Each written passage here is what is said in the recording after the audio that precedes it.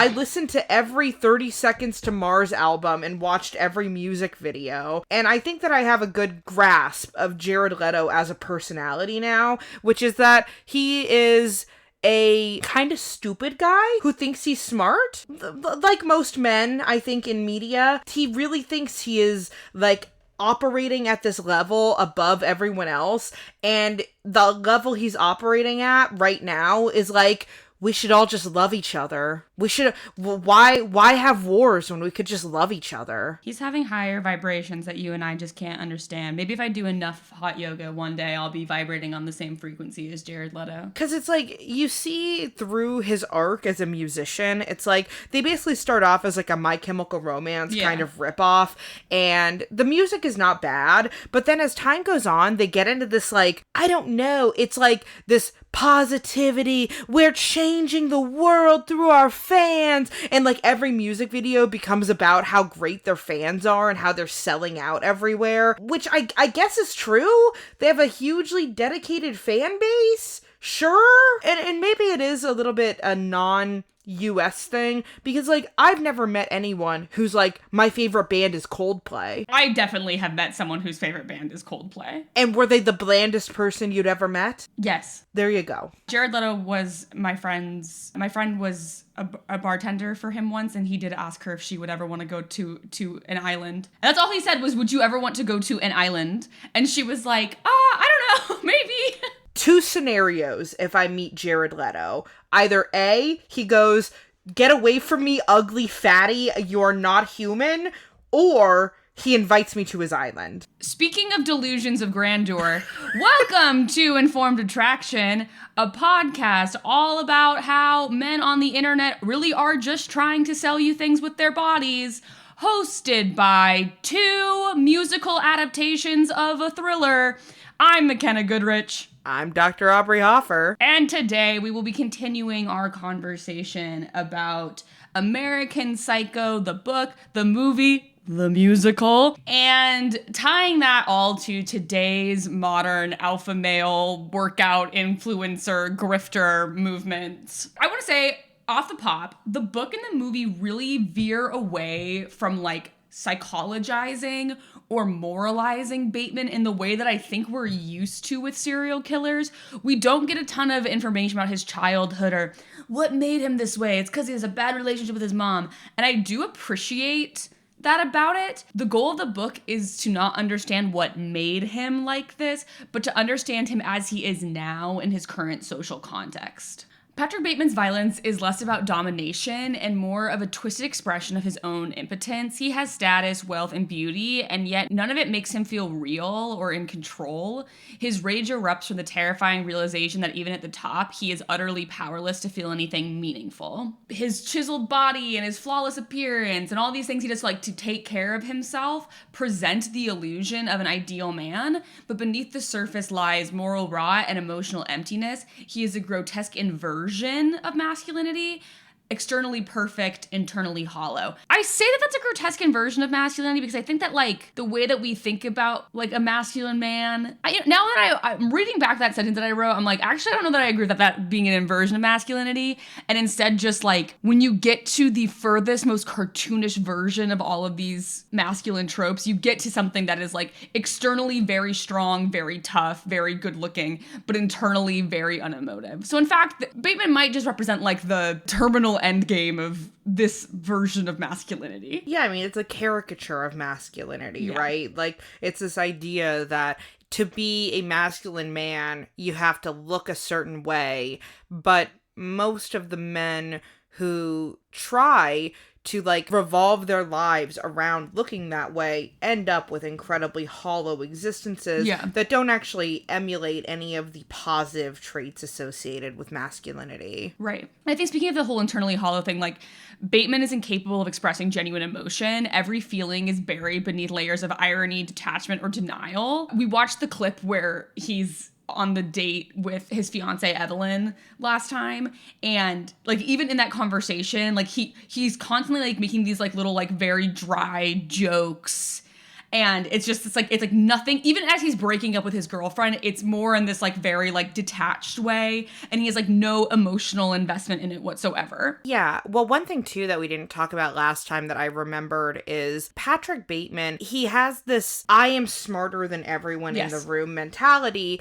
And one of the ways that that's shown is he'll be in a group of people and then he'll say something like, oh, we need to figure out how to solve the AIDS epidemic or solve healthcare or blah blah blah, like, but he just says like political buzzwords and doesn't actually have any real depth of knowledge behind any of them. Right. It's that pseudo intellectualism where it reminds me of fucking like Jordan Peterson, right? Yeah. Where it's like you just say things and then people are supposed to go, wow, you're so intelligent for that. But if you probe any deeper, it's like, oh, you actually I have no idea what you're talking about. Are dumb as shit. Yeah. In place of vulnerability, Bateman performs aggression through his workouts, his tone, and ultimately his murders or his fantasies of murder.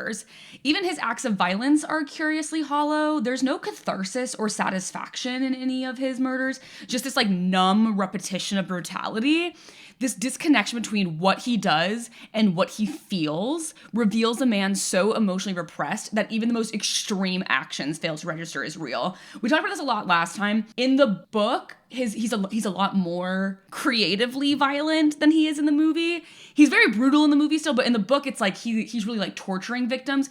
And even his descriptions of like these like insane acts of torture are extremely clinical. It doesn't seem like he's really actually getting anything out of any of them. All to say, he's handsome, rich, and fit, but meaningless, dangerous, and lost. So Mary Harron really wanted Christian Bale to play Patrick Bateman from the beginning. When she wrote the movie, she was like, this is the guy. And most people involved in the production were like, hell no, because Bale wasn't a big enough star at the time and was mostly known for playing like children and teenagers. He really hadn't had like a big adult role yet. Newsies? I meant to look up if Newsies was before or after this. I think it was before this. It has to be. Yes, Newsies was 92. Yeah, so he was on this point for like Empire of the Sun and Newsies, where he was playing like boys and teenagers. And Patrick Bateman is 27. It's actually just like a natural progression for him. But the studio was like, no. In part because who they wanted was Leonardo DiCaprio. No! And that was Mary Harron's reaction, because she was like, no, the whole point is this is a guy who looks like every other guy in his circle.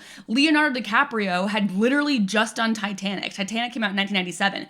Everyone knew this man's face. Everyone knew who Leonardo DiCaprio was. And she talks a lot about like Bale being a really handsome guy, but he's not as distinct looking as like Leonardo DiCaprio. No, and I think that's part of what makes Christian Bale such a great actor is that he is able to be sort of a chameleon into the roles that he takes, because he doesn't have a particularly distinct look about him. Right. So she actually ends up getting fired from the movie. Oliver Stone gets hired to direct it, and Leonardo was going to be in it, but then Oliver Stone abandons the project because he didn't like the script. They were trying to make it into this like Jekyll and Hyde thing, and then Leonardo DiCaprio drops out to do... Leonardo DiCaprio also, here's the thing. Leonardo DiCaprio is a good actor. He would not eat up Patrick Bateman. So he drops out to do a movie called The Beach. Sure. Aubrey, I know you love this. So here are some of the other people. So Mary Harron gets the project back, and she's like, great, so I can have Christian Bale now. And Lionsgate is still like, go fuck yourself. No, you cannot have Christian Bale. So they ask a bunch of other people to do it before eventually they get Christian. Eventually she like wins the war and gets Christian Bale to do it, obviously. Do you want to like say the name, and with each name I'll give you my little reaction? Yes, or do you just that is want to exactly rattle what them I would like up? to happen now. Okay, great. Billy Crudup. Oh. I think he actually would have been good. I think that's why my reaction is, oh. Yeah, like that one I don't think is a bad option. Some of these are really bad. Some of them are like, oh, that actually would be pretty good. Yeah. And Billy Crudup, I think, is one of the two other options on this list that I think would have been good ideas. Yeah. Matt Damon. Ugh. Awful idea. I hate him. The only one I hate more than Matt Damon is Ben Affleck. So if I told you the next name I was about to say is Ben Affleck, you would say... Literally the next name on the list. Ben Affleck! I hate you! I think you're yelling so loud that it's cutting you out. Ben Affleck is not welcome in this house.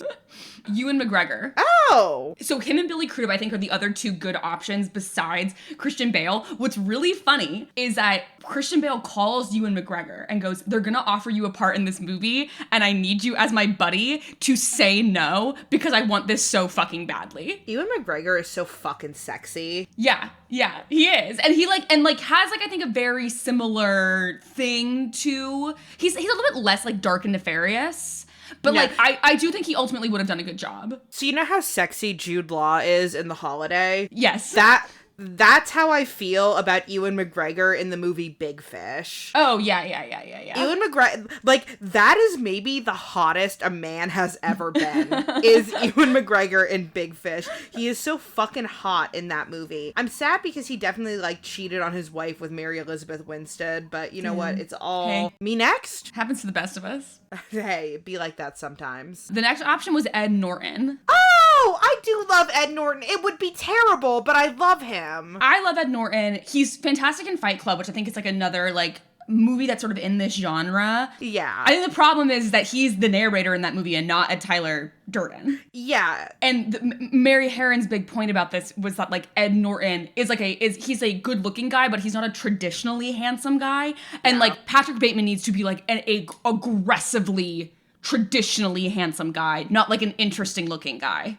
Yeah, I love Ed Norton. I think he would act. He would act his little heart out for it. But I mean, it goes into the things that I think are so interesting when you and I talk about casting, where it's you can have people who are supremely talented, but I mean, sometimes it's this idea of fit. Right. Ed Norton, I think, actually would have fit better in this movie as either Paul. I think he would have been a better Paul Allen, or Willem Dafoe plays Detective Kimball, and I think that might have been the most natural fit for him because Willem Dafoe is also, an interesting looking guy. I could see that. And then the last option, which I think is clinically absurd, Vince Vaughn. What? I'm scared. The fact that the movie studio was no, fuck you, Christian Bale, we're gonna offer it to Vince Vaughn, is so deeply absurd to me. I can't even deal with it. Dude, Vince Vaughn had the good drugs in the 90s because people were fucking trying to put him on so hard. Do you remember when he was in fucking Psycho? Yeah, I do. That was part of why she was did we not all just see Psycho? Oh my god. What did Vince Vaughn do to put himself... I mean, here's the thing. I'm sure Vince Vaughn is probably delightful to work with. And that is... Nope. Okay. Nope. He's horrible. All right. I mean, that's not surprising. He seems like he's probably fucking difficult. So what the fuck did he do to put himself in the good graces? I don't know. I unfortunately don't have a good answer. What is his fucking famous movie? Is he in Wedding Crashers? Is that his famous movie? To me, Vince Vaughn is the guy from Dodgeball, which is why it is... Which obviously was after American Psycho and after Psycho, but to me, I'm what are we doing? We were gonna put the dodgeball guy in American Psycho? Yeah, the Rudy, Swingers, sure. Yeah. I've never seen Swingers. Apparently it's pretty good. I haven't either. I'm not a big Jon Favreau type of person. I don't get... he seems fine to me. His movies don't spark joy in my heart the way they do for other people. I historically don't like Elf. Oh, interesting. Elf is a weird movie to me. I mean, the first time I saw it, I was oh, that's interesting. And then I never... Yeah. Every time I've seen Elf again, it has been against my will, and I've enjoyed it less and less. Yeah. But honestly, that was sort of a little bit of a digression into what the options were. But Mary Herron wanted Christian Bale because he was really, really good at playing this very specific type of hot, generic, evil man. And Patrick Bateman embodies toxic masculinity in its purest form, where strength is defined by domination, vulnerability is weakness, and emotional detachment is mistaken for control. His inability to connect or feel isn't just a personal failing, it's the result of a culture that equates manhood with repression and rewards emotional numbness. I also think it's really important, and it's funny to kind of think about this with Fight Club in a lot of ways. It's important here to say that Bret Easton Ellis is a queer man. He went back and forth on like saying he didn't define his sexuality, to now I do think he actually does use the word gay, but he's married to a man. And a big part of this book is sort of him as an outsider looking in on macho straight man culture. Well, that's why I think the dynamic, too, with Patrick Bateman and Lewis is so fascinating, especially in the context of, like, a queer author. Right, exactly. And I think we talked about Lewis a little bit last time, but Lewis is the one gay man sort of in the circle of friends. He is in the closet. He is dating someone named Courtney, who Patrick is also sleeping with. And... in the closet, but like it's in the book, I think he's much more like, I am closeted, and there's like a very like, oh, like I'm a little different from the other guys, whereas in the movie it's like he's a little zesty. They make it very clear in the movie that he is gay. And in the book, I think it's like it becomes increasingly clear, like once he mistakes Patrick trying to attack him as Patrick hitting on him, then Lewis gets a lot more like, there's another one of me, we should be together, let's run away to Arizona. A horrible place to run away to. I know. Oh, you know what else we didn't talk about last time that I remembered from the book is like there's the whole arc of Patrick Bateman's fiance Evelyn, her best friend Courtney. Her and Patrick are like fucking. And Courtney is Lewis's girlfriend. Yes. And then Evelyn is also fucking somebody else in the group, but not Lewis. Like, it's not like a one for one. Yeah. They're all, that's the whole thing. It's like they're all cheating on each other. Yeah. With each other. They're all interchangeable. I think Evelyn is sleeping with Tim Price. Yes. Yeah. Who is Patrick's best friend. Sure. Who does Patrick Bateman really have any friends? No, but like technically Tim Price is his best friend. He describes Tim as his best friend at the beginning of the book. Okay. Did they explore each other's bodies? No. Oh. No, he would never do that. This is a quote from Mary Harron about Bret being gay. This is for you, Aubrey, because you play Mary Harron on this podcast, remember? I do. We were very amused by Bret being gay, that he had picked up on what was very gay in macho culture. The obsession with looks and fitness and the kind of bitchiness, the way they're criticizing each other. Bret had spotted this and really had an insight into that. And like, the thing that I really agree with in that quote, like, especially in the book, these guys are bitchy. Like, they are shady and bitchy when they talk about other people. Men gossip more than women. I've always stood by this. Like, the people who I know who are the biggest shit talkers of people around them are my dad, my brother, and quite frankly, my husband. I would agree that you're I love when you send texts of your brother's opinions on things, because it is a RuPaul level drag every time. Do you remember any choice quotes from my brother? No. One of my favorite things with my brother is he just says shit a lot of the times. Like, I'll have a normal conversation with him and then I'll be like, all right, bye, I'll talk to you later. And then he just goes, hey, Aubrey, yeah? OJ didn't really kill those people. Yeah, he also says insane shit. I mean, the fact that your brother's like #1 Spotify artist 2 years ago was Sugar Ray was obscene. It still is. He's in the top 1% of Sugar Ray listeners. And he is my age. And he also loves Katy Perry. Well, she went to space, so I get it. He loves Katy Perry. His first crush was Lorde. I have had a theory for a long time that my brother has some deep repressions, but you know what? Can't manifest. It can't manifest. On all of this, Bret Easton Ellis said, about Aubrey's brother, Bret Easton Ellis said, about all of this, he said, it really was about the dandification of the American male. It was really about what is going on with men now. He was speaking in 2016 in terms of surface narcissism. Beginning in the 80s, men were prettifying themselves in ways they weren't, and they were taking on a lot of the tropes of gay male culture and bringing it into the straight male culture in terms of grooming, looking a certain way, going to the gym, waxing, and being almost the gay porn ideal. Speaking of gay stuff, I would now love to talk about the American Psycho musical, because musical theater is very gay. I woke up this morning and immediately locked into the American Psycho musical, and I hate it. You hate it?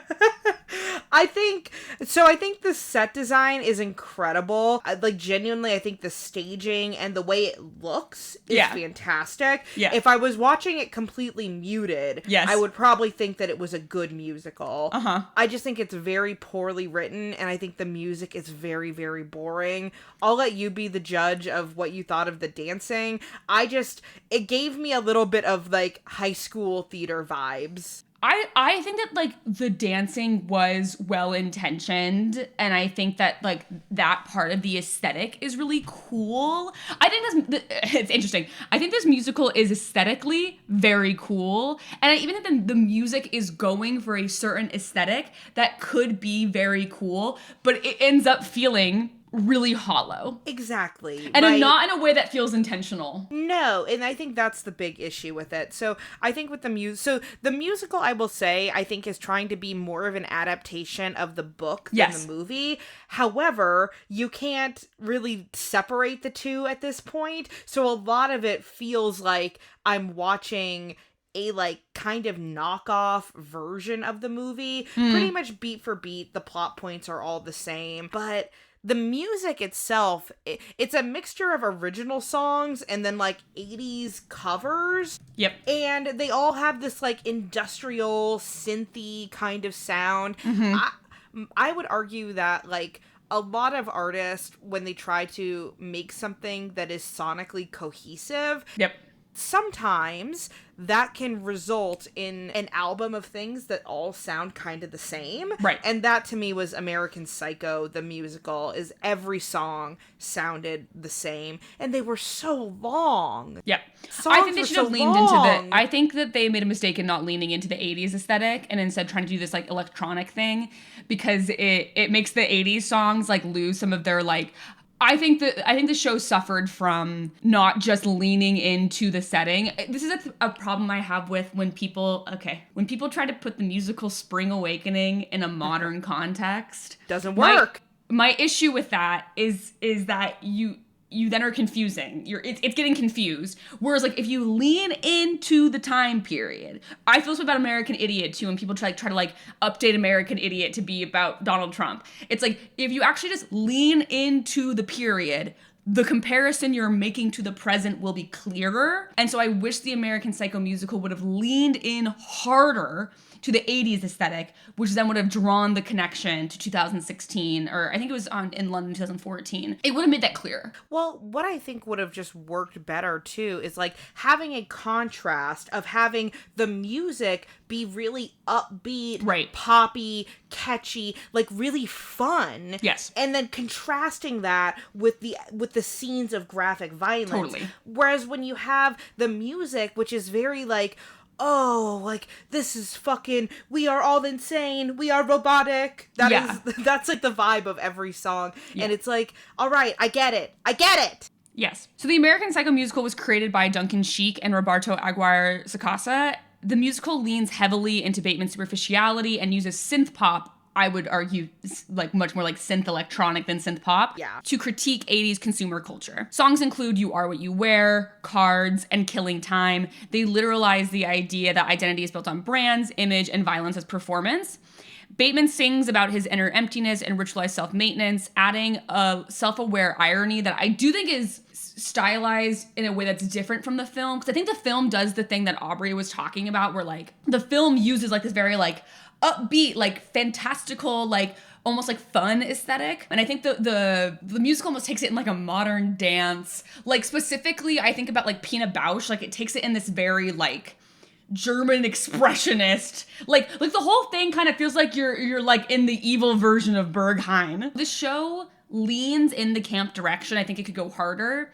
And that, like, theatricality, what they're trying to do with that camp, mirrors how, like, vapid and curated and ironically detached all these people are. I think that was the attempt. I don't know that I think it was super successful, but I know that that's what the attempt of the aesthetic was. I'm interested in talking a little bit about the way they depict the women in the musical, because what I think is interesting So I think that the actresses who play Jean and the actress who plays Evelyn are very talented. I think particularly the actress who plays Evelyn, I thought was fantastic, but her character didn't make sense in the musical at all, because in the movie, you have Reese Witherspoon just being kind of like, I'm just kind of a ditzy valley girl. I don't really get what's going on. Whereas in the musical, they try to make Evelyn this very like neurotic, tense, obsessed with getting married, and it's a really weird contrast with Patrick Bateman. Yeah. Her character in general just feels like she's like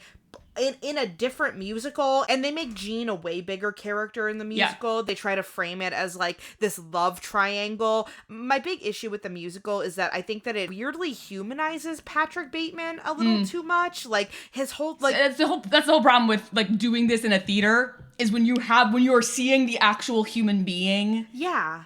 30 feet from you. That's really different than having like this detached. I mean, even though we're watching it on a bootleg on YouTube, I mean, we're definitely not doing that. But like even in that zone, like you're still seeing like an actual human being like moving around amongst other people. And that's like the difference between theater and film, is your attachment to the people on stage is very different than your attachment to like the icons of people in a movie. Right. And I feel like, too, his character in the musical has a lot of conflict, which we never really see either in the book or in the movie. Yeah. Like, the impression that I got of the Patrick Bateman musical character is like, oh, like, I feel weird in my body and I'm killing people, and that also doesn't make me feel good. And there's this push and pull, and then he doesn't like Evelyn, but he really likes Jean, and there's this love triangle idea where it's like he likes Jean, but and Jean is also like in love with him, but he isn't able to love anybody. Yeah.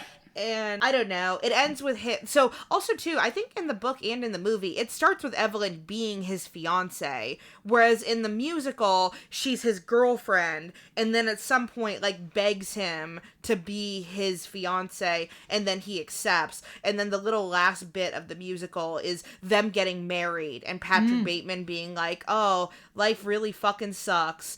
And that I also think is kind of a weird choice, because I would think, like, my canon for what would happen to Patrick Bateman after the events of American Psycho is that he marries Jean. Oh, I don't think he marries Jean. I think he marries Jean. I think he marries Jean and is just a fucked up guy. Oh, yeah, I don't think he marries Jean. I think that would... I do agree with, like, in that I think he really likes Jean, and, like, I think has affection for her, like I talked about last time. I don't think he ever brings himself to marrying Jean. I think he could marry a much younger assistant that he hires in his 40s and marries a woman in her 20s, but I don't think that he ever marries Jean. Also, the musical, I feel like in the movie and in the book, Jean is like, has a crush on him. Yeah. Whereas in the musical, she's just straight up like, I am in love with you, Patrick. Totally. And that, a little much. Yeah. On Broadway, Helene York played Evelyn Williams, the fiance. I'm explaining to you as if you didn't just watch it. Helene York is, for folks who have seen The Other Two, she's in The Other Two TV show. And then Jennifer Damiano is who plays Jean, and she's beautiful. She is the most beautiful woman I've ever seen. Yeah. Patrick Bateman on Broadway was played by Benjamin Walker, who is also known for being in the Bloody Bloody Andrew Jackson musical, which I secretly / openly love. I thought he did well in this. Benjamin Walker is an extremely talented actor who has had horrific luck with shows. Like, none of his shows stay open, and I just think he's so talented, and I feel so bad for him. Got bad luck. I'm sorry, buddy. In the London production, Patrick Bateman was played by Matt Smith of Doctor Who, which I think is so interesting, because, like, to me, Matt Smith is an extremely distinct looking person. He, I think, would have had the same issue playing Patrick Bateman that like Ed Norton would have had. It's like the same problem where it's like a guy who's like, it's like Benedict Cumberbatch playing Patrick Bateman. It's like someone who was like too distinct looking to be in this world where like uniformity is a thing. Whereas like Benjamin Walker is someone who like is an extremely good looking guy, but it looks like a very generic, extremely good looking guy. Can Matt Smith sing? Yes. If you listen to the soundtrack, so we watched the Broadway bootleg because I literally cannot find a video of the fucking London production anywhere. It's apparently lost media. Yes. I saw on Reddit. Yeah. And which I remember distinctly being on Tumblr in my youth and seeing clips from the Matt Smith version. So there are clips out there. Yeah. And if you listen to the recording on like Spotify or anything, it's the London cast recording, which stars Matt Smith. The other person who's a kind of famous person who was in the London production is Jonathan Bailey, who plays Fiyero in the Wicked movie and is in Bridgerton. He plays Tim Price in the musical in London, and so he's also on the official cast recording. Someone who went to Aubrey and I's high school, Christina Alabato, played Vanden in Victoria on Broadway, and it was on Broadway when I came to New York for the first time in 2016, but obviously we weren't allowed to see it on my high school field trip to New York, and I was really sad about that. And honestly, I'm still really sad about it. I wish I would have seen it. It would have been a cool thing, I think, to see in person, but good for her. I do think the way that they stage the murders in the show is very, very cool. Oh, it's incredible. So what they do is they have this thin, like, sheet of glass, basically, or like, I don't know exactly what the material is, but it comes down, it's something that gets flown in, and when he kills Paul, the blood sprays and splatters against the glass. It looks amazing. And like, it's very cool. Yeah. I honestly think all of the, like, and I love, too, the way the set is designed. It has these, like, rotating aspects on either side of the stage, and it rotates, and that, like, is really cool for scene changes. And then they do these really cool effects with lighting and scene transitions where they almost make it look like things have a film grain on them. Yes. And then I love this transition at the end where there's this film grain, and then all of the walls sort of come in, and then the lights come up, and you're back in Patrick's apartment. That looked incredible. Yeah, I'm pretty sure Rupert Gould directed it in both places, and he's a really cool director and has done some really cool work. And I think the show is well directed overall. I think it commits to an aesthetic, which I do appreciate. I just think it all doesn't quite come together for me. And I would be interested to see, like, if they revived this show and they just, like, leaned in. Because another thing, the thing that the Heathers musical does really well is they lean into the 80s aesthetic. And I wonder if you, like, reorchestrated the music a little bit and, like, leaned into that, like, actually leaned into that, like, camp, like, the fun camp of it, if it would be a more effective overall piece. That's what I think. Like, I think the bones of it are okay, actually. Yeah. I have some issues, I think, with, like, the characterization, I think, especially with Evelyn, but, I mean, those are They things also make his mother a character, which I don't like. For no reason. And then she sings a song about him being a little kid, and it doesn't work. It's so long. Yes. Well, that's the problem with all musicals. They're way too long. It needs to be shorter. I need less singing in this musical. Yeah. Well, yes. So that's the American Psycho musical. I thought we had to talk about it. I felt like it was important that we spoke of the American Psycho musical, as it is sort of the third piece in the triad of American Psycho media. Are we talking about American Psycho 2 with Mila Kunis? Absolutely, we are not. Okay, great.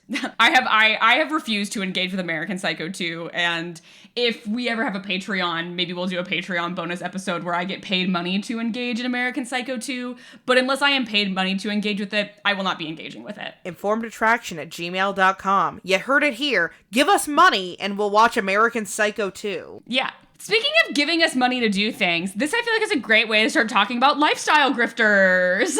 Yay! So on his podcast, A Bit Fruity, Matt Bernstein sort of did the opposite of what we've done here, where he spends most of the episode talking about these lifestyle grifters and uses a little bit of American Psycho to contextualize it. And we're going to talk about these guys a little bit in the larger context of American Psycho. But Matt Bernstein has a great line in that episode, which is that Patrick Bateman, if he had been born in like 2004, could have been a great alpha male get-rich-quick TikToker. Absolutely. I mean, they're all trying to emulate Patrick Bateman's aesthetic. Yes. So, importantly, what we're talking about here is sort of this, like, broader idea of the manosphere. So, what is the manosphere? It's a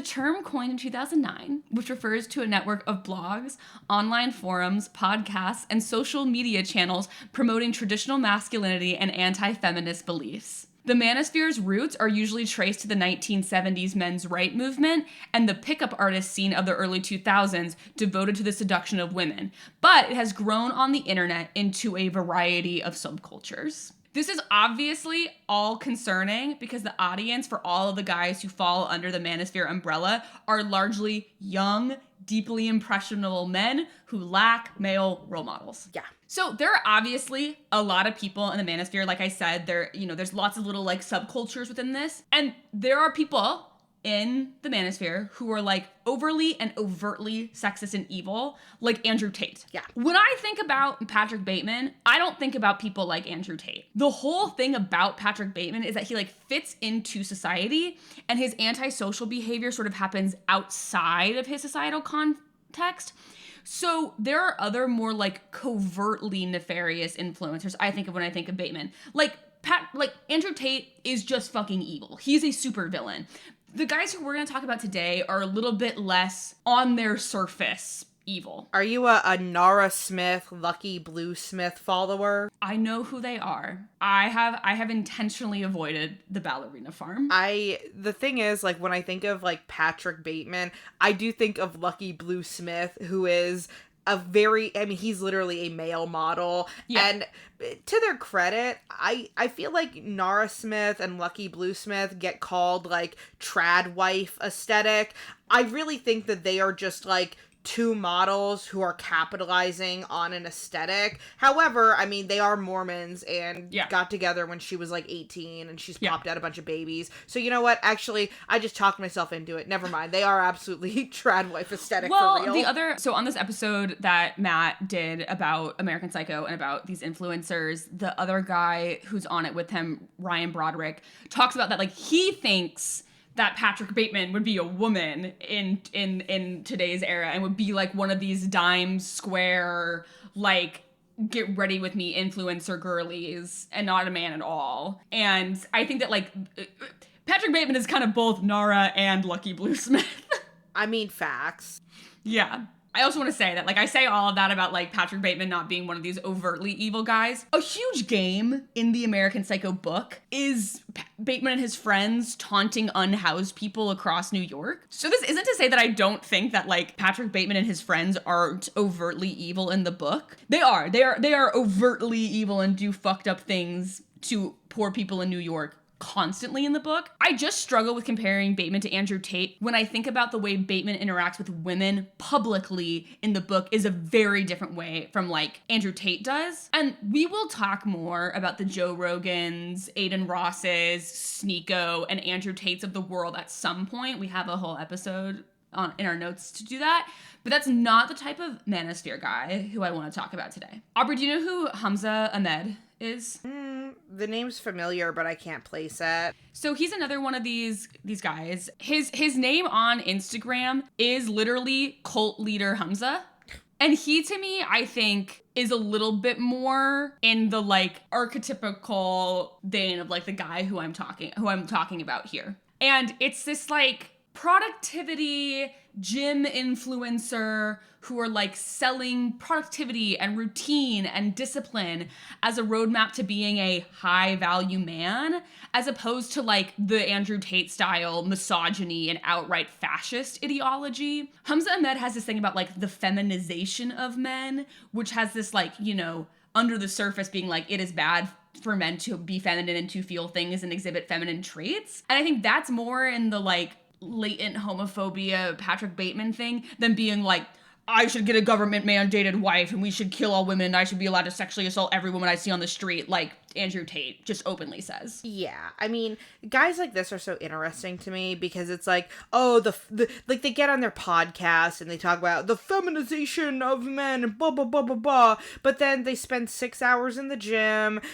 All they care about is their diet. They do their little skincare routines, and not to say that those things are inherently feminine or whatever. It's just like I think it's fascinating because it's like, what do you mean by the feminization of men? And it's like what does that even mean? Oh, because men are soft now because they don't do MMA fighting for 6 hours a day. Right. Well, but I mean, it literally goes back to that quote from Bret Easton Ellis where he was like, they were taking on a lot of tropes of gay male culture and bringing it into straight culture.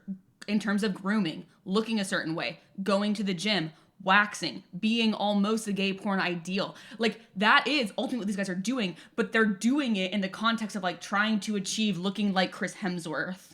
Yeah, well, it's this very curated thing where it's like, I wake up at 4 a.m. and I go to the gym and I do my daily devotions in my prayer book because, of course, there's a Christian pipeline aspect to this, right? And then it's like, and then I lock in and I do my work and then I come home and I play with my kids and then I hit the gym again and blah, blah, blah. It's like, it's the influencer ideal of, like, if you just lock the fuck in, you could have this life. Yes. Aubrey, thank God that you just did that, because now it's time for us to watch the Ashton Hall video. Right. I think I actually do follow him on TikTok right now. Well, I'm gonna send you the Ashton Hall video from Instagram. So Aubrey, we're gonna watch this. We're gonna have silent sustained watching time, and then I would like for you to walk us through Ashton Hall's morning routine. So just keep that in mind as you're watching it, that your job is going to be to relay to us what Ashton Hall's morning routine is. Great. I begin my 5-hour morning routine by waking up at 3:55 a.m. I brush my teeth, I shave my beard, I fucking do my daily devotions, I go outside. Walking outside for some reason takes 2 minutes. I do some deep breathing meditations, do my goddamn push-ups. I knock over my glass bottle full of artisanal water that, assuming my... Saratoga Springs water. It is Saratoga water. It's very important. Okay, it's Sarah. Is it his wife or his assistant who keeps picking up after him? Do I know? Do I care? It's a disembodied woman. Some woman picks up the glass of the Saratoga Springs water. Then I do my daily devotions. And then I listen to my fucking preacher preach to me. And then I pour my Saratoga Springs water with lemon juice into an ice bowl, which I then dunk my head in. And then my girlfriend assistant dresses me. And then I take off my fucking nasal strip shit, I pack up my bag, and then I go outside. For some reason, at this point, 2 hours have passed. Uh-huh. Then I gotta go outside and I gotta get my fucking workout in. Because don't forget, guys, easy routes don't pay well. But first, sorry, I gotta hop into the motherfucking sauna and then do my sauna. Yep, steam room. Do my steam room. What is the fucking difference? Saunas are dry, steam rooms are wet. Oh, okay. Then I do my workout where I do a little dancey dance across what looks like a fucking airstrip. I don't know where this man is right now. He's in Miami. I mean physically. He looks like he's on like a landing strip of an airport. Oh, I don't know what Miami looks like. Maybe Miami is all just weird stretches of airport. And then I do my fucking runs, and then I jump in the air, and then 4 minutes pass, and I hit the ground. That's the part I know everyone has parodied. And then I see some fucking fans who come up to me and get pictures. Then I drink more of my Saratoga Springs water. Then I get back in my fucking car, and then I go home, and I take a shower. Then my assistant peels a banana, and I take the banana peel, and I rub the fucking banana peel all over my face. And then my assistant makes me a delicious looking little lunch plate, and then I fucking scroll for 20 minutes and like content that has to do with myself. And then, of course, I gotta record the podcast. Yeah, that's how we both got ready for the podcast this morning. Yeah. There's another one where it's like there's basically the exact same thing, but he like goes and I think is it like a Lifetime or an Equinox or something, and he jumps in a pool and then like a random woman hands him a towel and he goes, "Thank you." Yeah. To his credit, I think that he got memed on pretty hard and then became somewhat self-aware of it. Oh, we're gonna talk about that. Great. To be clear, I'm not, like, locked into Ashton Hall. I had just seen this video come up, and then I've seen a few of his other videos since. I have watched probably under 5 videos of his total. Yeah. So Ashton Hall is basically one of these, like, lifestyle influencer grifters. He's a 29-year-old man, former college football player. I say former college football player because he was drafted to the NFL, but he was traded. I think he gets drafted by the Ravens, gets traded to the Colts, but then released before the regular season started, so he never played an NFL game. He is a stupidly fit and attractive black guy. Correct. What? Am I wrong? I just didn't realize you were going to specify his race. I feel like, well, I do feel like it's relevant here. Let me fucking explain before everyone starts saying that I am a racist piece of shit. So we talked about the other guy here, and the other guy, what was his name? Hamza, he's Middle Eastern. Yeah. Ashton Hall is black. I think that is also interesting that these are men of color who are in this space proliferating this. There are, of course, white men who are also doing this, but I do think that this context is important because, like we spent the whole first episode talking about, American Psycho is a very white aesthetic because it's also rooted in fucking white supremacy and shit. Correct. I don't know why, the way that you said it was so, like... It was so like talking to my mom being like, well, you know, he's a very handsome black guy. It's like when you are talking to your fucking grandma and you're like, oh yeah, grandma, did you go to lunch today? And she's like, yeah, the waitress was Filipino. And it's like, why'd you have to tell me that? I'm different. I didn't do that. I said this today because I do think that I do think that race plays a role in all of this. Yes, I agree with you. And I think that we should highlight that these are the specific examples we're talking about are men of color. Yes. And we will talk about white men too, but these two guys we're talking well, about. and it's the objectification of their certain types of bodies. How do they find power in these spaces? All the blah blah blah blah blah blah blah blah. Yeah, blah, blah, blah, many, blah, blah, blah. many, much to consider. Much to consider. We are two white people talking about this as well, so you know, we're trying to stay in our lane, but also be respectful. So yeah. He has about 6.5 million TikTok followers and almost 16 million Instagram followers. So like a little more than us. A little bit more. I originally found out about this video because I was hate watching one of the Bop House girlies on Snapchat, my favorite activity, and they were doing the thing he does in the video where he dunks his face in the Saratoga Springs water, and I was like, why the fuck is she doing that? And then through my searching of internet lore, I found this video. Right. This video went insanely viral, but men have been making this kind of content for forever. And a lot of people, when the first Ashton Hall video was released, were like, maybe his video is a joke and he's making fun of this type of man. And while I think he has capitalized on the reaction to it, this type of content has been around long enough that I think the original was genuine and like matches with the rest of his aesthetic, the products that he sells, the fact that he's a personal trainer. But now he is playing into the meme of it all. The Jacksonville Jaguars just like used him in like a season promo. This reminds me of another guy who was making similar content. So there was this guy, I forget his name. I can find it later and we can like put in a little addendum, but he was a white man, okay? Now I have to specify everyone's race. No! So he was this guy who was making content about what it was like to basically work in an office, and his whole thing was like, normalize the normal, but it was the same thing where it's like, I wake up, I work out, then I go to work, and I come home and play with my kids, and blah, blah, blah, blah, blah, blah, blah. But his arc is that he became rich doing that, and then quit his office job, and then everyone was like, go fuck yourself. And last I checked, he's still trying to do like daily content, but he's trying to like mimic the office thing. So he's like, I go to my workspace and I work on my videos, and everyone's like, fuck you, you're editing your fucking TikToks, you piece of shit. Yeah, people are like, this is not relatable, even though I say that as someone who like part of my job for a while was editing TikToks. I love that. And to my credit, I fucking love content like that. I just love watching what people do in a day. Maybe that's why I'm a fucking psychologist. Yeah. And so, like, to that point you were making earlier about, like, him, like, playing into the joke of it all, there is a thing in this space. And, like, Nara Smith and Lucky Bluesmith are actually a great example of this. There is a thing in these slightly cringe online spaces about how genuine to be and how much, like, play that you're in on the joke. So it's like, you know, like, Nara Smith's, like, making food videos have gotten increasingly strange because they saw that was something that people were reacting to online. And so it becomes this like self-effacing irony, but it's like also you're doing it every day. A part of it is genuine. You see this all the time with people who make like the weird gross food shit that's also kind of fetish content, and they'll talk about it and they'll be like, well, obviously it's a joke. And it's like, yeah, but you're doing it every day. So a certain level of it is genuine.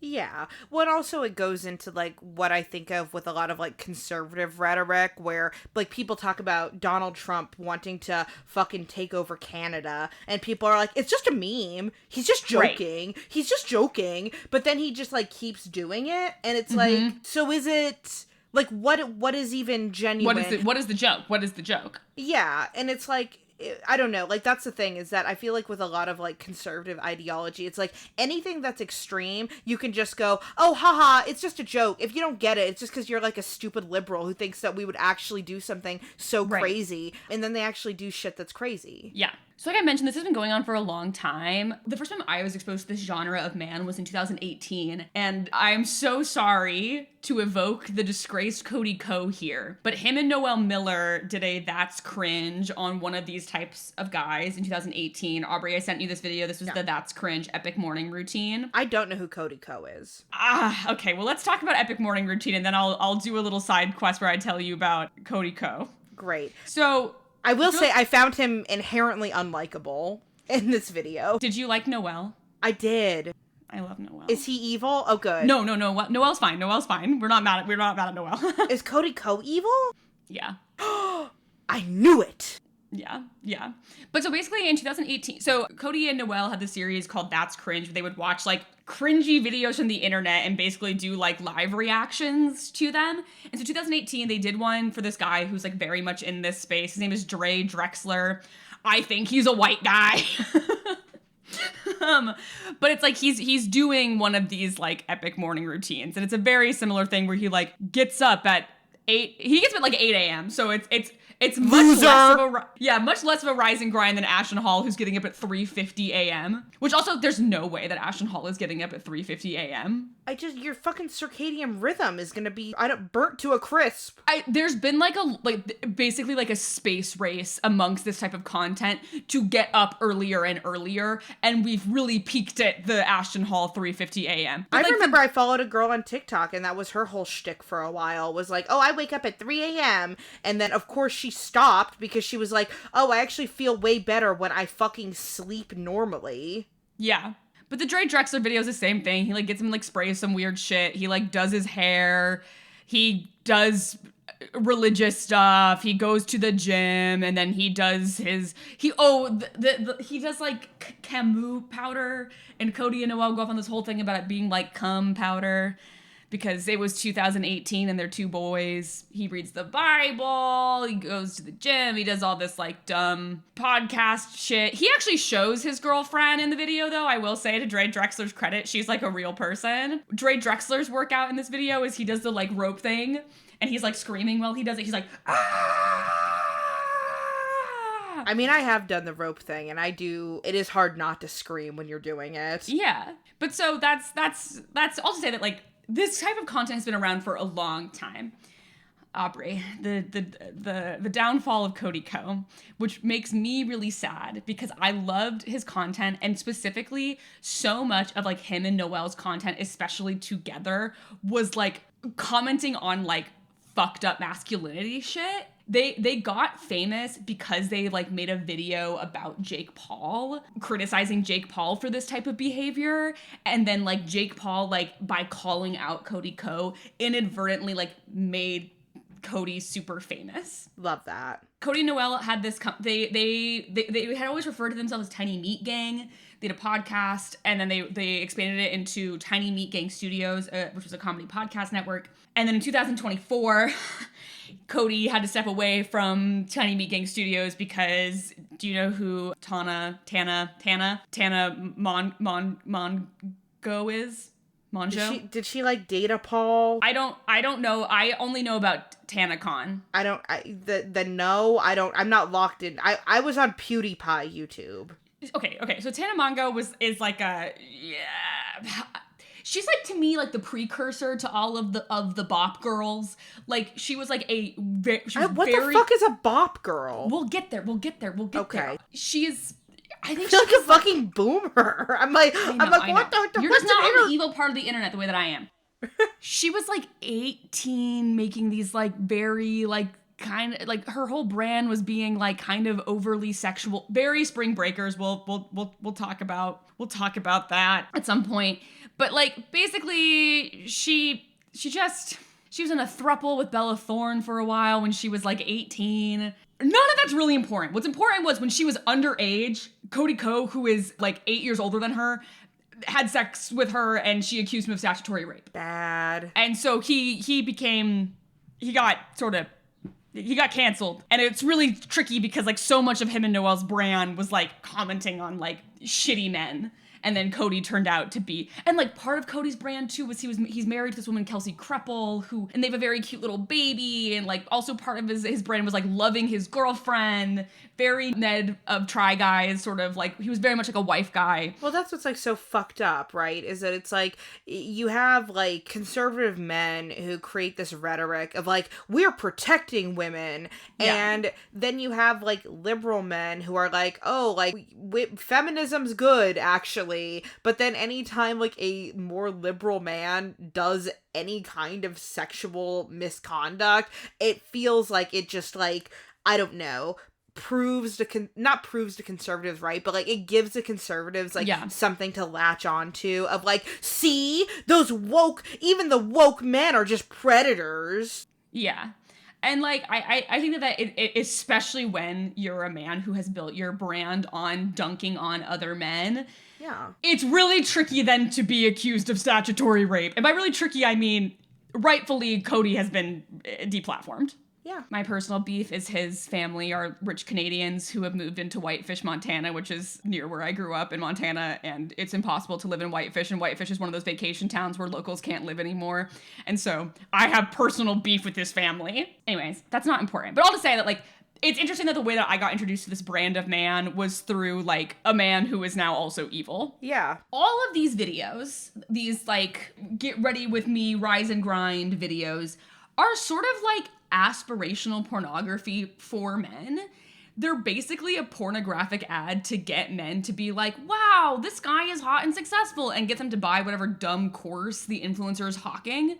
And, like, clean girl aesthetic is, like, the same thing. I think clean girl aesthetic is similar. The amount of shots that are just of, like, Ashton Hall's straight up fucking abdomen, especially like when he like comes out of the steam room and is like like it is like I watch it and I'm like, I feel like I'm watching porn, and it's like it's porn for boys, it's gay porn for straight boys. Yeah, I mean, I get and that. So that's where I think that like this specific brand has so much. It's in the same way that, like, so much of Patrick Bateman's thing is, like, having a hot body. Like, the having of a hot body is, like, integral to this type of content. This is why, like, guys like this, I'm always, like, shocked that they're so homophobic, because I'm like, your whole life is about approval from other men.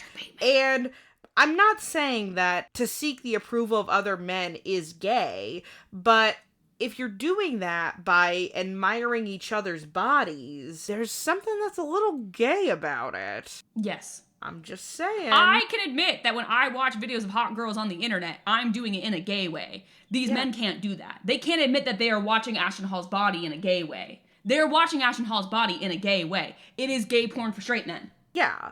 I mean, I love women. I love women's bodies. I'm just a queer little person, and that's okay. I'm also not a freak about my female friends' bodies, though. I'm not like... I am! I'm not like, hey, your titties look rockin' today, bro. I mean, you know, let me see them. Let me see the titties and let me see... No. I'll be the judge of that. No. Do you see mine? No. Oh, okay. I don't want to see anyone's boobs. Alright, I misread the signals. Sorry. Okay! I'm gonna call Josh after this.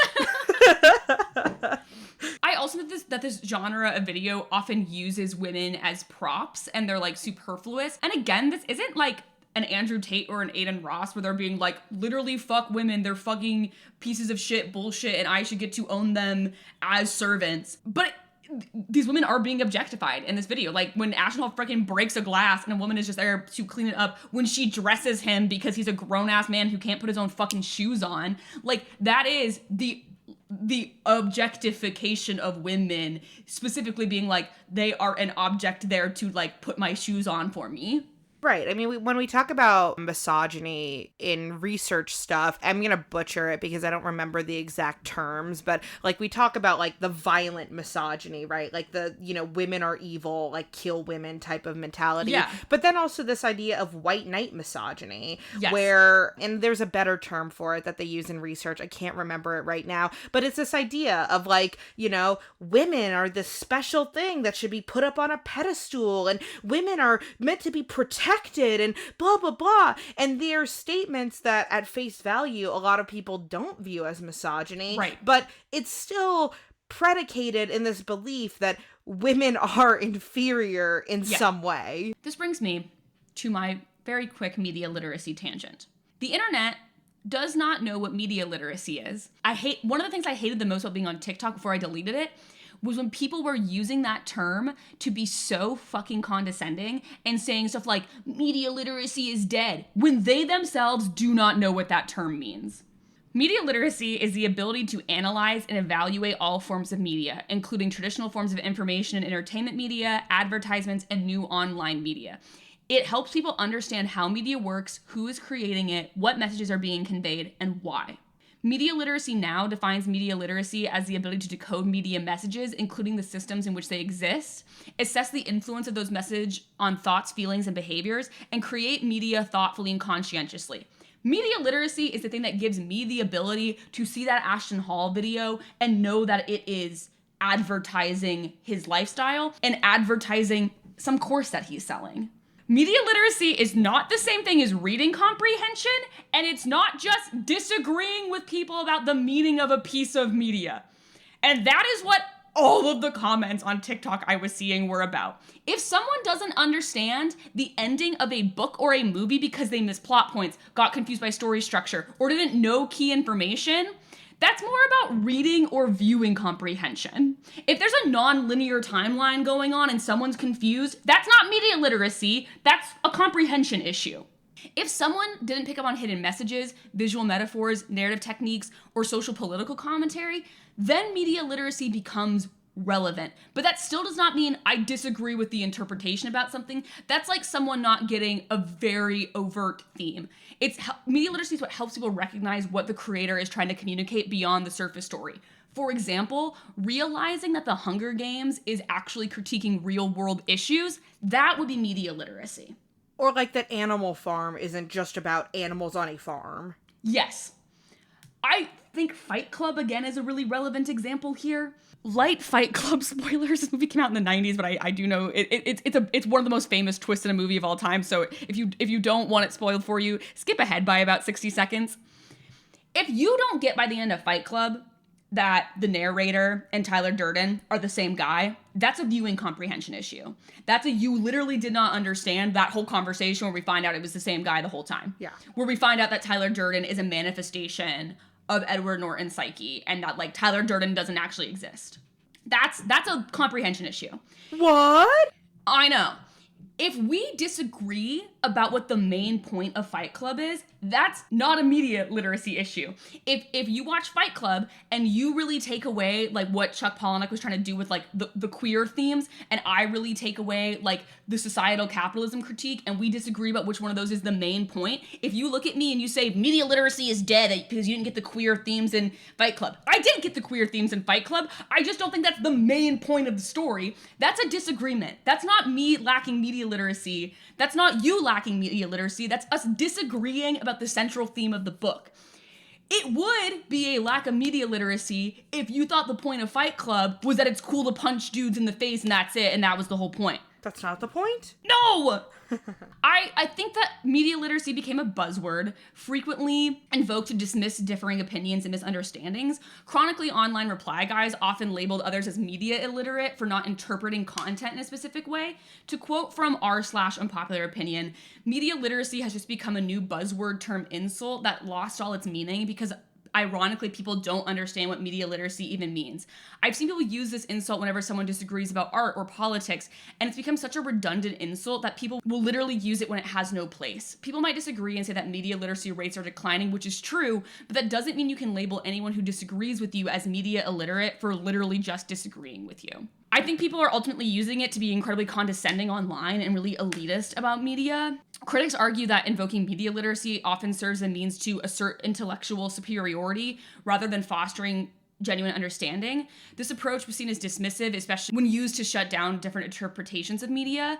I saw a lot of people either being like, media literacy is dead, to disagree with people's interpretation of a book, or like making someone who came to a correct or perhaps obvious interpretation of a piece of media. Like someone was like, I saw this thing on TikTok that was like someone being like, oh, it's so interesting how Hunger Games connects to today. And someone was like, media literacy is dead. And it's like, fuck you for making that person feel bad that they like took something away from a piece of media that maybe you found very obvious, but took them a second to understand. Yeah. I think media literacy is incredibly important. I'm bringing it up here because it requires media literacy to understand what's going on with all of these Grindset influencers, and that it's designed to be an advertisement and to get you to think and feel a certain way, and that these messages about women are harmful and also a part of this whole aesthetic.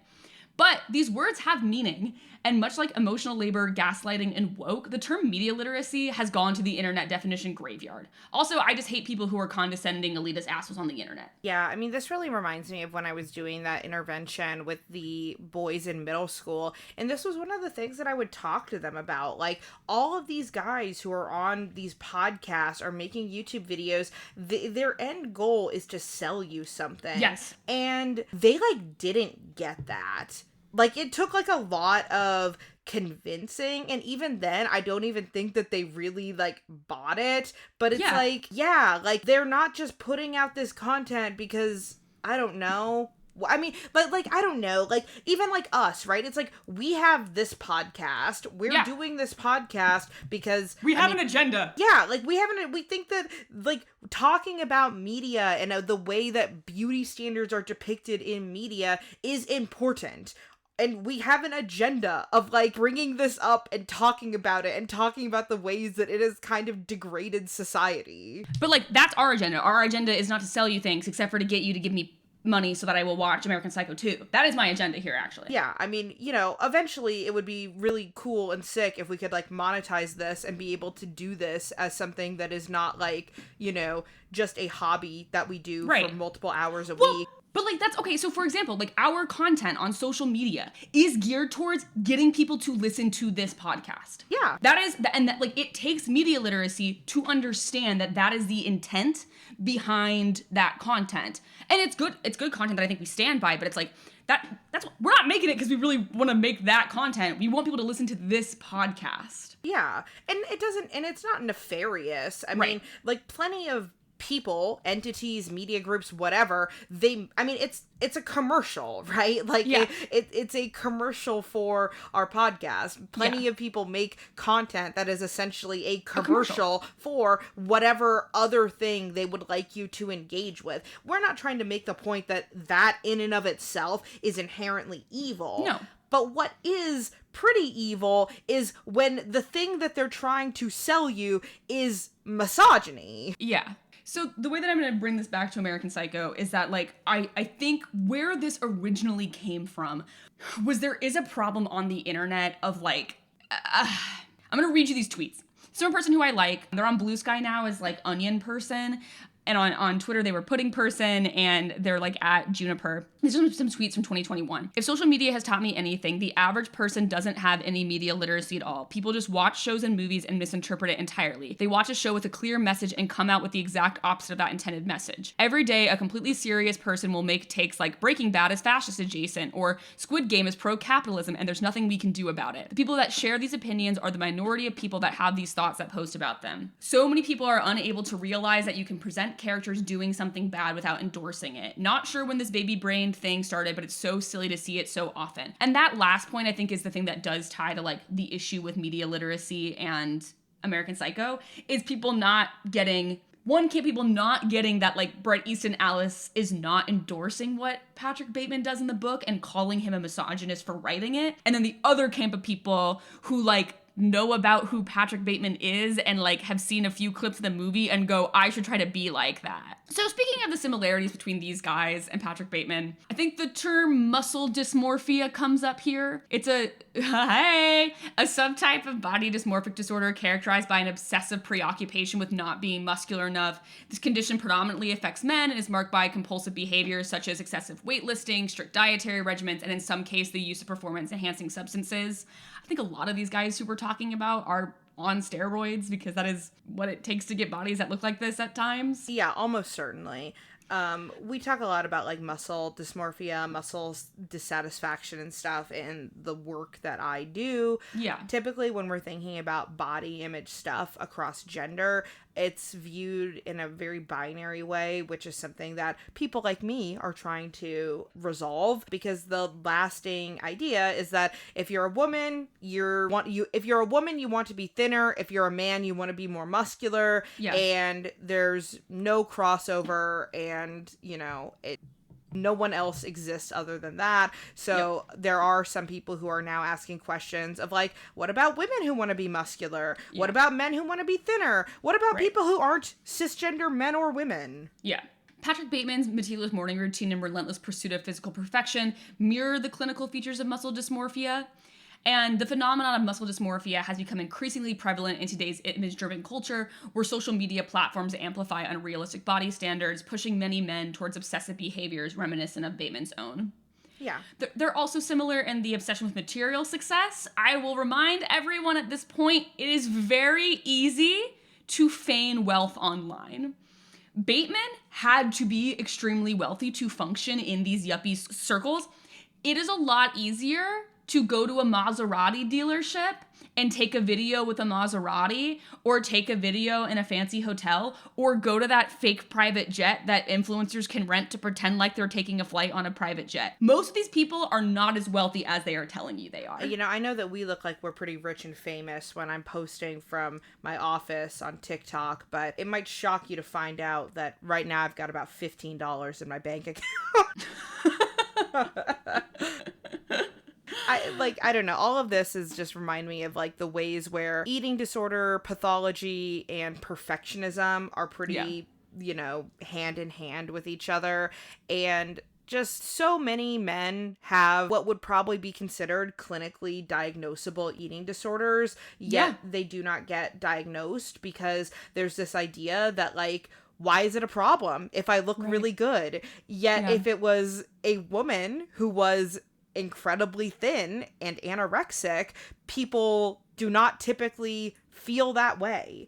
Right. Some people do, right? And not to downplay that doesn't happen, because it certainly does, but there's a lot of men who are walking around right now, and a lot of people in general who are just walking around with, frankly, functional eating disorders, and their brains are like rotting because of it.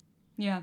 I think there's also a similarity between these two groups, between Patrick Bateman and these grifters, with like the language of domination, control, and detachment.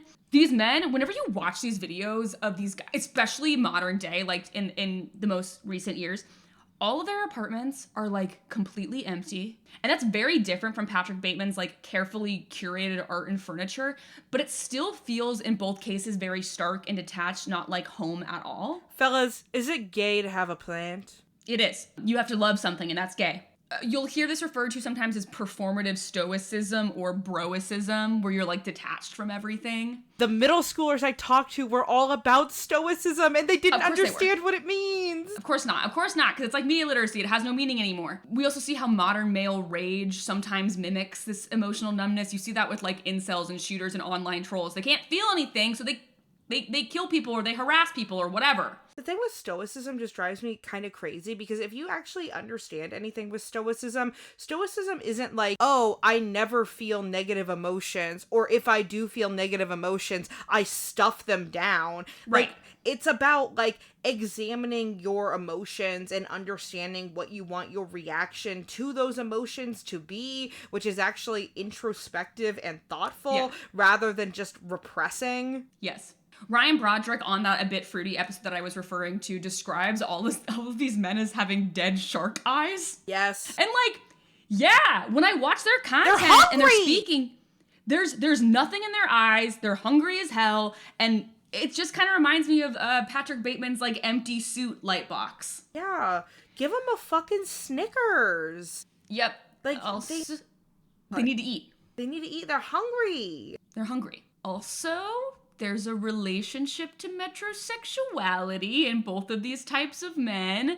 Aubrey, you'll enjoy this. I found an article that we don't need to really get into, but I just wanted to send it to you about how Patrick Bateman is the blueprint for something that you know and fear. No! No! No! Yeah, Patrick Bateman, the blueprint for looks maxing and mewing culture. I already knew this because when all of those incels got really mad at me about my mewing video, many of them had Patrick Bateman profile pictures. Yeah. And we'll do a bigger episode of metrosexuality later, but I did want to bring it up here because we talked about earlier that part of Ellis's whole bit with the book is to show how was to show how gay some of these homophobic ass macho men yuppies were. And like, these fitness productivity grifters are interesting because they're so hyper masculine, but they also do a level of self-care that feels like they would find it feminine coded. But like we said, they're all worried about men becoming too feminine. So it's like, what the fuck is going on here? And I think the difference is, it is explicitly, in both Patrick Bateman and these guys, they're not doing these things to get women, which is more of what the metrosexuality of the mid-2000s was. Metrosexuality was geared towards, like, softening yourself so that women would be more attracted to you and less afraid of you. And this form of, like, obsessive self-care routine is geared around becoming a certain type of man that women might be an auxiliary benefit of, but it's about becoming a certain type of person and a successful person that other people gravitate towards because they're high value. And I think it's why I struggle to call what these men do self-care, because it feels more like suffering as a virtue. And it gets back to this like Patrick Bateman idea of male competition over productivity and routine and discipline.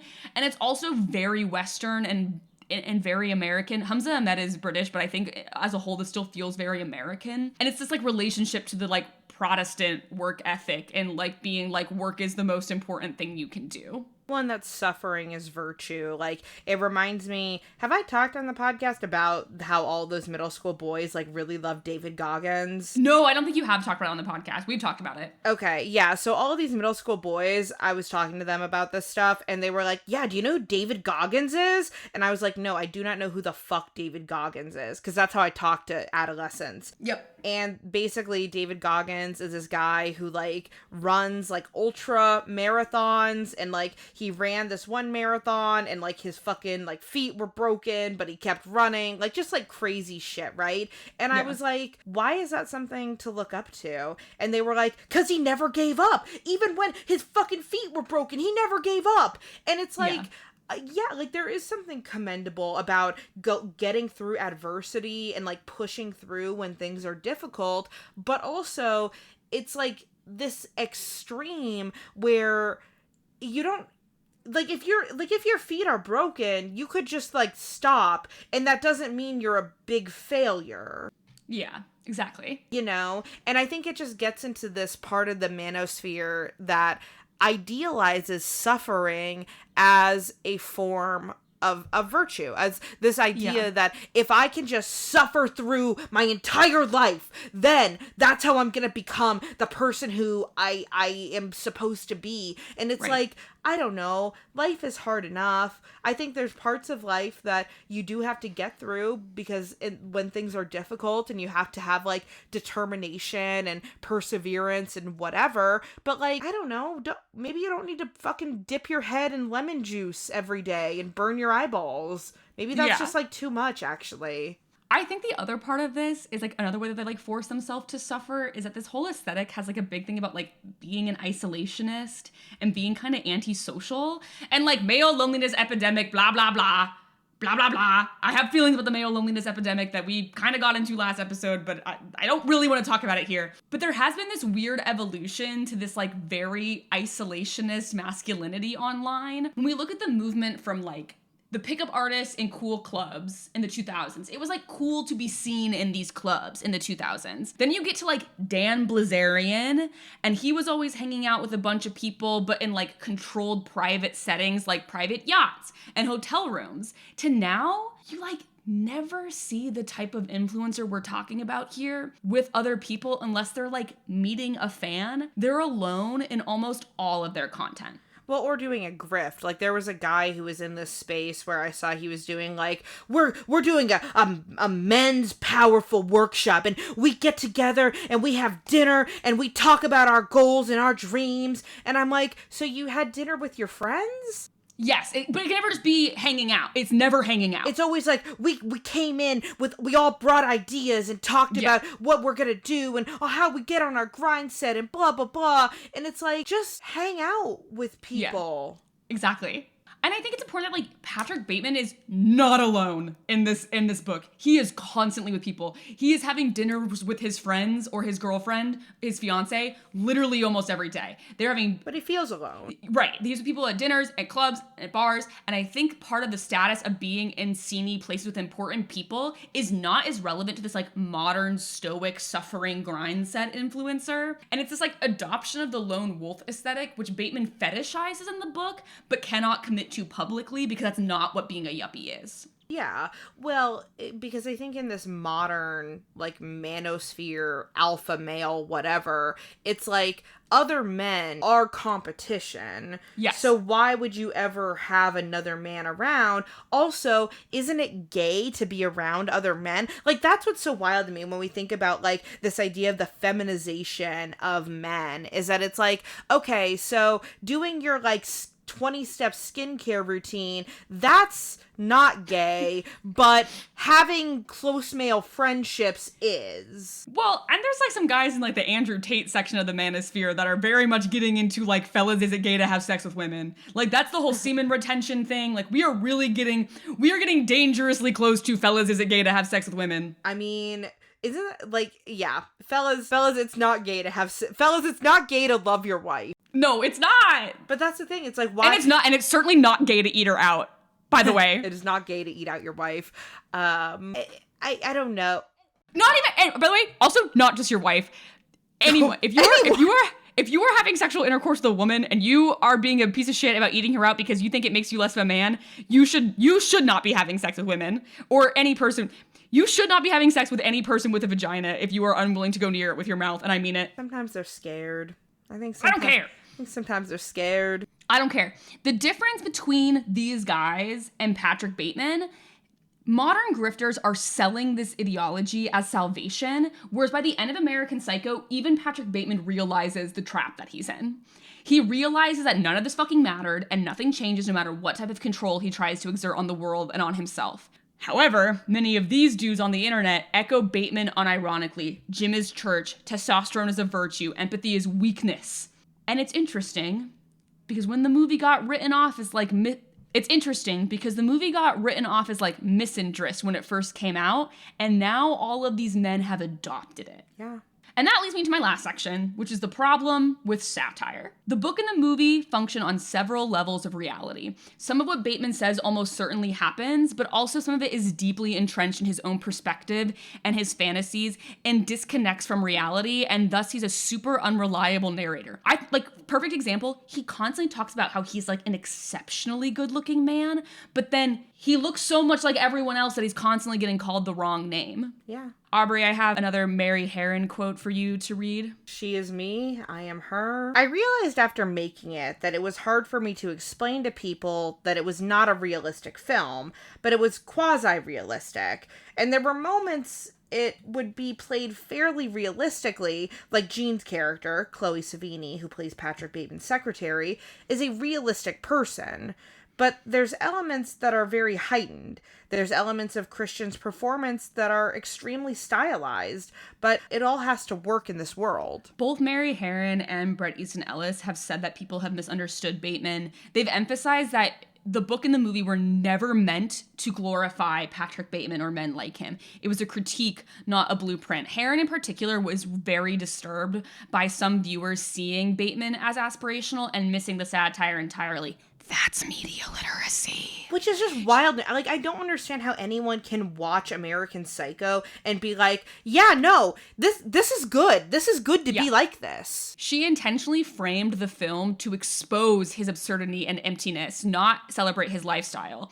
And similarly, Ellis has said that Bateman is a symbol of disconnection and moral bankruptcy, not a cool anti-hero.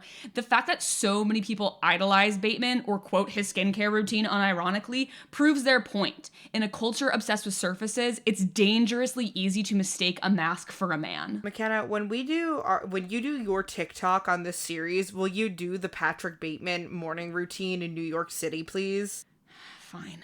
I'll go to the American Gardens building. I'll break in. I'll get arrested. Please. The film/book are critiques. They're not a guidebook, but the memes and TikToks have turned him into an icon. This was a quote from a Salon article about American Psycho that I found interesting. And it's about like a just and unfair interpretation. So a just interpretation is American Psycho on its 25th anniversary stands as the wicked feminist satire of 1980s greed and male vanity its Canadian director and co-screenwriter Mary Herron imagined, instead of the vile misogynist fantasy Gloria Steinem crusaded against pre-production. Oh yeah, Gloria Steinem like hated this movie, which is funny because she's Patrick Bateman's stepmom, or because she's Christian Bale's stepmom. Was she his stepmom at the time? I don't know.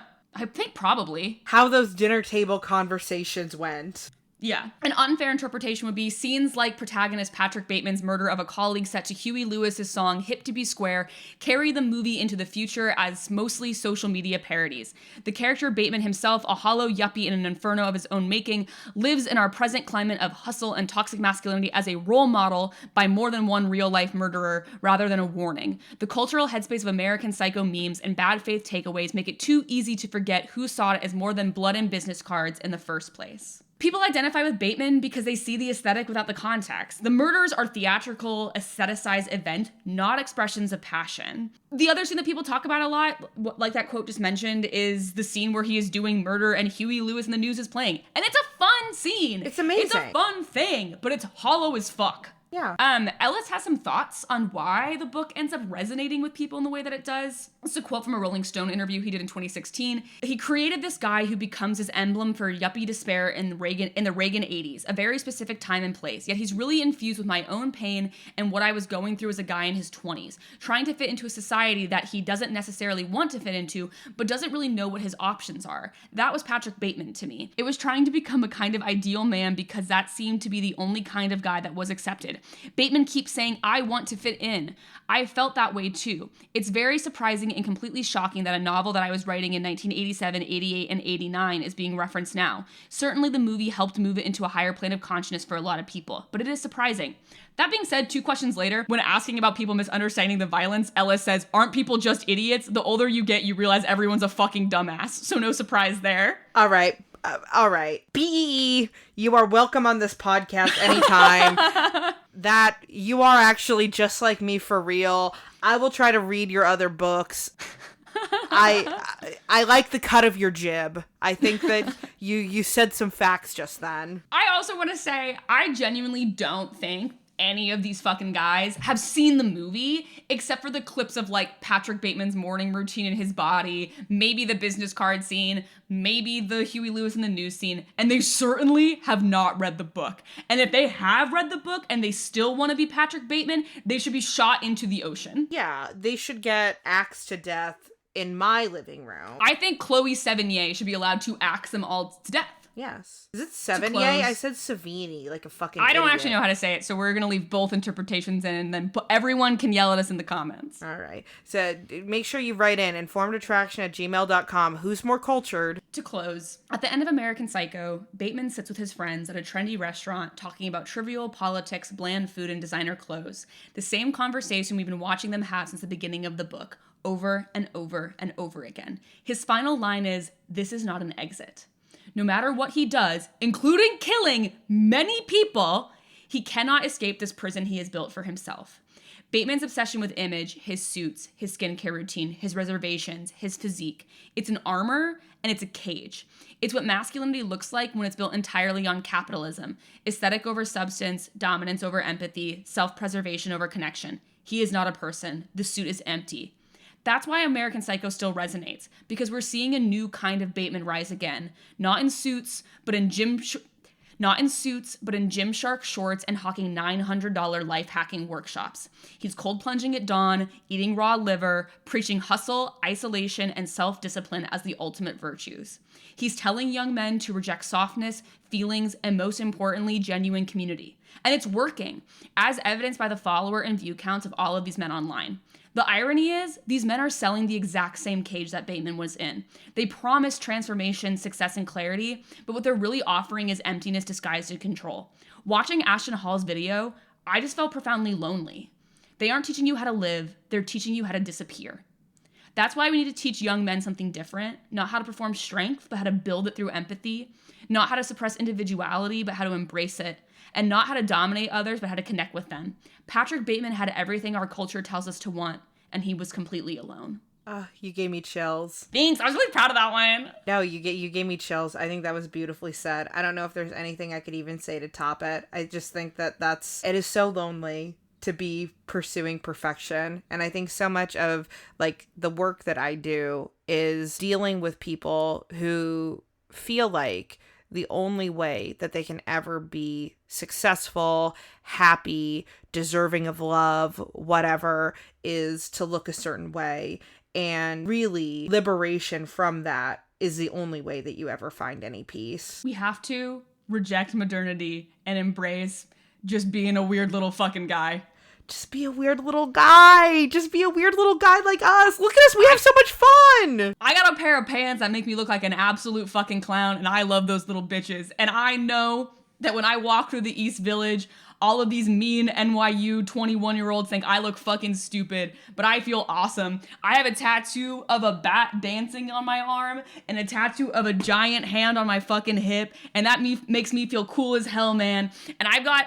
Not to flex, I've got so many friends in New York who I genuinely love and who I genuinely care about and who I do things like go to the boat and go out to dinner with, and we talk about dumb bullshit and we talk about important bullshit, but we're not like trying to outcompete each other. And my God, half of them are actors who are literally competing with each other, and they still love each other more than all of these men online do. Yeah.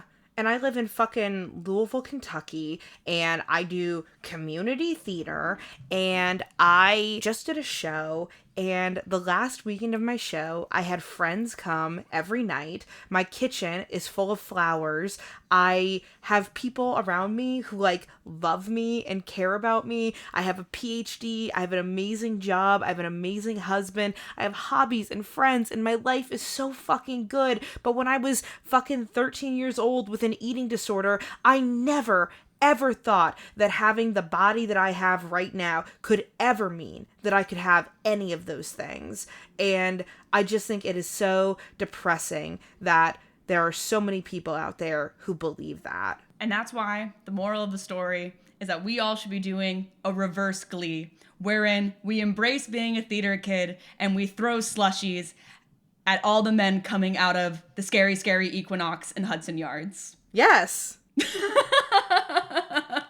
And when I end up dating a finance bro one day, you all can call me a fucking hypocrite, okay? That's fine. We're gonna ride that straight to the bank, baby.